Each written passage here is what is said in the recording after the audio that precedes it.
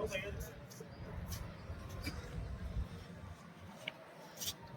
બોલ હાજી આજે કઈ બાબતે આપને અહીંયા આવેદનપત્ર આવવાનો ઉદ્દેશ્ય શું છે આપનો? ગઈકાલે અમુક સામાજિક કાર્યકર રેશભાઈ, મોહસિનભાઈ, યુસુફભાઈ અને બીજા ઘણાને એવા ફોન આવ્યા કે ભાઈ ઘણા મતદારોને નડિયાદના અમુક વિસ્તારોમાં મતદાર યાદીમાંથી નામ રદ કરવા માટે એમને નોટિસો આપવામાં આવેલી હતી. એના આધારે જાણવા મળ્યું કે ખેડા જિલ્લા કલેક્ટર સાહેબની કચેરીમાં અજાણી વ્યક્તિઓએ કોઈ પણ જાતના આધાર પુરાવા વગર, કોઈ પણ જાતના દસ્તાવેજી પુરાવા વગર ફોર્મ નંબર 7ના મોટા પ્રમાણમાં વાંધાઓ રજૂ કરેલા છે.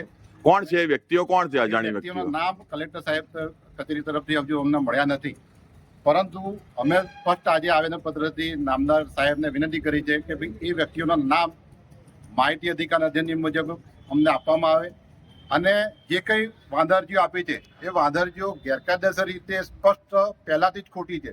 એક ષડયંત્ર ભાગરૂપે રાજકીય પક્ષના સાંઠગાંઠથી આ વાંધાઓ અહીં રજૂ થયેલા છે અને એ વાંધા રજૂના આધારે નોટિસો કાઢવામાં આવેલી છે. આપ ચૂંટણી પંચને શું કહેવા માંગો છો? ચૂંટણી પંચને સ્પષ્ટ કહેવા માંગે છે જો ખોટા પુરાવાના આધારે કોઈ પણ મતદારનું નામ રદ કરવામાં આવશે તો રદ કરવામાં જે પણ વ્યક્તિઓ સામેલ હશે એ કોઈ પણ અધિકારી હશે, કોઈ પણ સાહેબ હશે, કે કોઈ પણ નેતા હશે, કે કોઈ પણ વ્યક્તિ હશે, એની બધી કોઈ પણ વ્યક્તિ હશે. ભારતીય સંવિધાનમાં સ્પષ્ટ જણાવેલું છે કે કોઈ પણ વ્યક્તિ ગુનો કરે, ચાહે વડાપ્રધાન હોય, તો હવે એની સામે કાયદેસરની કાર્યવાહી કરી શકાય.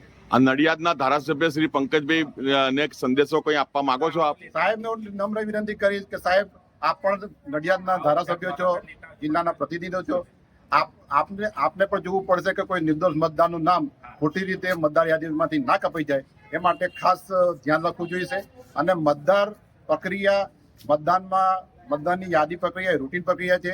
ફોર્મ નંબર 7 એ પણ રૂટીન પ્રક્રિયા છે, પણ મતદાન યાદીમાંથી કોઈ પણ નિર્દોષ મતદારનું નામ કમી થશે તો એ સેટ પણ સાખી નહીં લેવાય.